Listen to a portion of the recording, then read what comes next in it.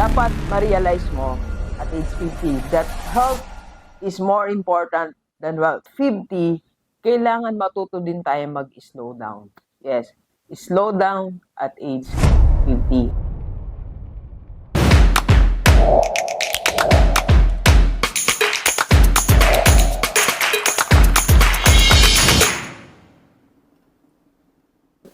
Okay, Gilbert, second day natin ngayon sa seminar. Siyempre gusto nating mapasaya ang ating mga audience. Meron tayong fast start dito. Fast talk mamaya later. May fast talk, tapos may rule of 3, may mga games tayo later. So, isa sa mga gagawin natin, ito, ipapasagot natin sa kanila, is the rule of 3. Ito actually, pwede nating i-apply lagi sa buhay natin. Lalo kung 50 years old tayo. Rule of 3. So, lagi nating isipin, for example, ito. Kahit hindi ka umattend ng seminar, pwede mo itong gawin. First, personal lifestyle gap. Ito yung the gap between yung gusto mo mangyari or yung dapat na nandito ka, pero ito ka pa lang. Okay? So, for example, kailangan natutulog ka ng 8 hours, 7 to 8 hours. Yun ang dapat. Pero ang tulog mo, 4 hours lang. So, may gap ng 3 hours. So, as 50 years old, dapat umisip ka ng paraan, paano ba ako makakatulog ng 7 hours? Itong 3 hours na to, paano kung may dadagdag sa 4 hours? So, maybe ang susulat mo, ang gagawin mo, bawas ako ng Netflix, bawas ako ng chismis. Sa gabi kasi chismisan sa GC, di ba? Ang chismisan kasi ngayon, Gramer, hindi na yung face-to-face. Pansin nyo ba? Ang chismisan ngayon sa GC na. Kaya at 50, wag kang sumama. Kung sabi mo, pag sinama ka sa GC, okay, ano yung goal natin dito sa GC? Ano yung function nitong GC? Pag sinabing chismisan, sabi mo, Doc Gigi left the group. Mag-left tayo. Alright. So, ibig sabihin lang po niyan, dapat gumawa tayo ng paraan para yung personal lifestyle gap natin, madagdagan natin. Okay? Another example. Pero bago yan, magkape muna tayo. Kape tayo, Gilibers. Alright, so second is, for example, at age 50, dapat yung meron ka ng emergency fund. Meron ka ng savings for retirement. For example, dapat meron ka ng, tansya natin, no? Sabihin na lang natin 200,000. Okay, 100,000 for your emergency fund, pati health fund mo yan, and 100,000 for your retirement as a starting money mo. Okay? Pero currently, meron ka lang, let's say, 30,000. So, may gap. Kulang ng 70,000. So, anong gagawin mo ngayon doon sa 70,000 na kulang? So, siguro, maybe, sabi mo, ay, di na ako mag-shopping muna, wala na muna yung mga unnecessary expenses, or kakaroon ako ng sideline, or side income, or I've changed my career para mas higher yung payment sa akin, or yung rate ko, something like that. Okay? Basta yung personal lifestyle gap mo, meron tayong gagawin. Okay? And another example is, yung health mo dapat, dapat yung sugar mo normal. Dapat yung weight mo, okay lang para nakakagalaw-galaw ka. Pero overweight ka, mataas yung sugar mo, mataas yung cholesterol mo. Yun yung present situation mo. So may gap, di ba, sa health. So dapat at age 50, ginagawan din natin ang paraan niya. Right? So, it's either siguro mag-add tayo ng mga physical activities or mag-less ng sugar or whatever. Okay? So, Gilibers, at age 50, dapat tingnan mo ano yung personal lifestyle gap mo.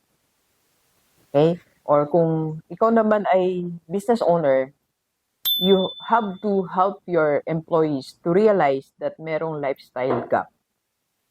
At dapat yung gap na yon magawa ng paraan.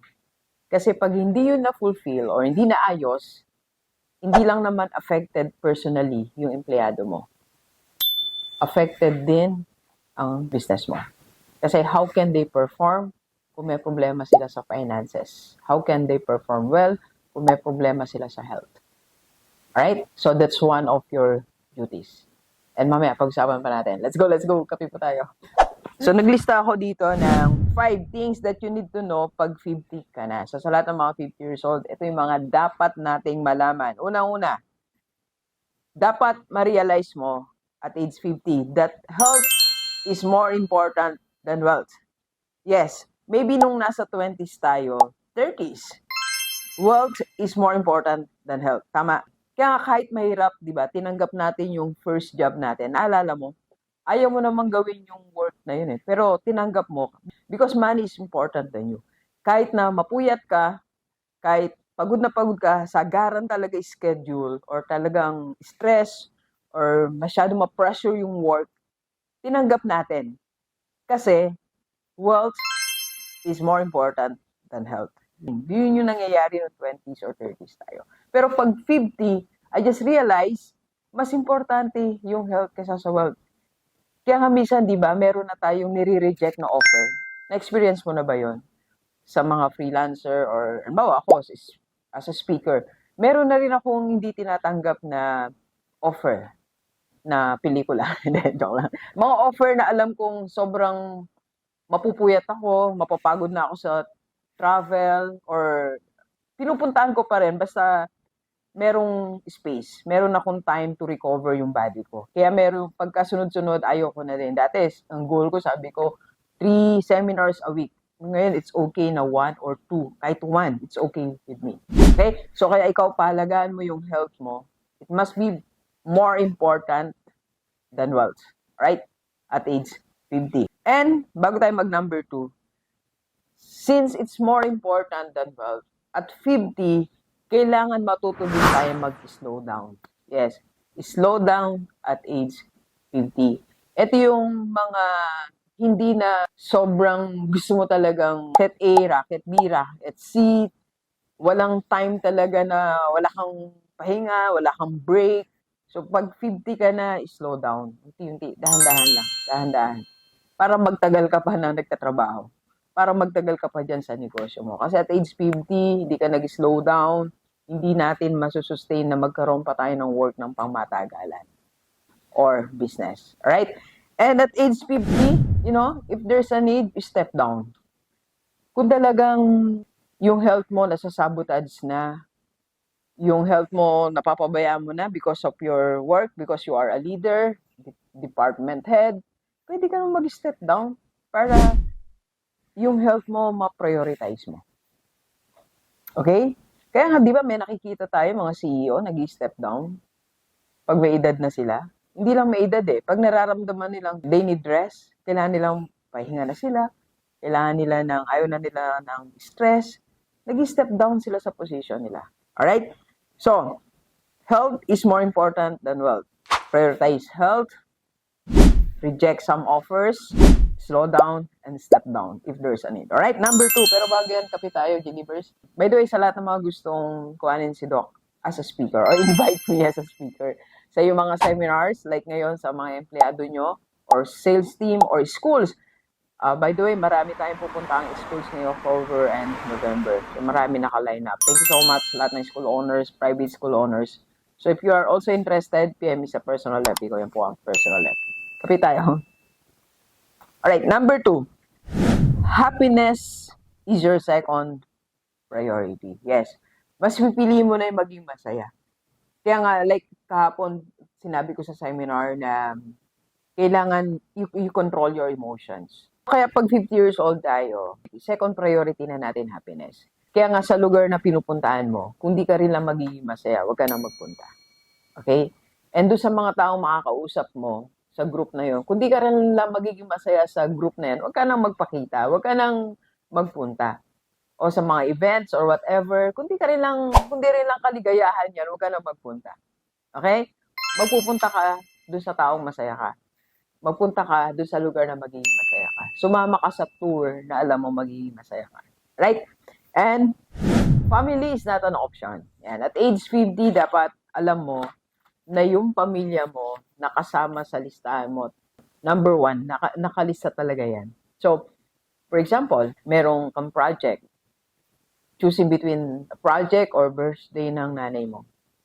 For me, at age 50, punta mo birthday ng nanay mo. Right?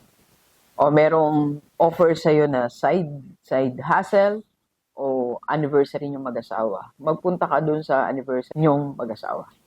Yes, at age 50 dito ka na. Kasi nung 20s, 30s tayo, ilang birthday ang hindi mo pinuntahan. Birthday ng kapatid mo, hindi mo pinuntahan. Birthday ng nanay mo, hindi mo pinuntahan. Birthday ng anak mo, hindi mo rin ginawa, or yung asawa mo nung ilang birthday, di ka nagpunta kasi busy ka sa pagpapayaman, busy ka sa para ma-promote ka. Pero na-realize mo ba that at the end of the day, saan ka umuwi? Sa family mo, di ba? Saan ka nagpapahinga? Sa family mo. Sino nag-aaruga sa'yo pag may sakit ka? Di nanay mo, asawa mo, anak mo, ba't di mo sila i-prioritize? Right? And last, at age 50, tandaan natin to you will grow old whatever you do. Patanda talaga tayo eh. Kahit na ilang skincare ang ilagay natin. Tatanda talaga tayo, di ba? Ito nga napansin ng team ko, meron ako ditong The Black. Ang dahil ko na nilalagay, kahit anong gawin mo talagang para mahirap siya labanan, di ba? Talagang magkaka-wrinkles ka eh. Talagang puputi buhok mo. Na-realize ba natin yon, di ba? So, at age 50, para sa akin, no, pabayaan mo yung natural process mangyari sa katawan mo. Kasi the more na pinipigilan mo yung pagtanda natin, the more na marami tayong ini-inject or inilalagay sa katawan natin, iniinom, kasi nilalabanan natin yung nature's process or way. Ba't hindi tayo sumabay doon? Talagang magpatanda tayo eh. Habang tumatanda naman tayo, na-accept naman tayo na ibang tao, di ba? Tsaka nag-iiba na may role natin eh. Nung 20s tayo, anong role natin? Hindi ka naman advisor, di ba? Hindi ka naman mentor nung 20 ka. Kailan tayo nilalapitan ng tao? Pag 50 tayo, humingi ng advice sa atin. Sabi ko nga lagi, iba kasi lasa ng matanda. Kaya pag tumatanda ka, pabayaan mo lang. Alright? Okay, deliver sa atin po lahat na 50 years old. Ito yung mga katotohanan na dapat nating malaman at tanggapin. Let's go, let's go. Kape po tayo.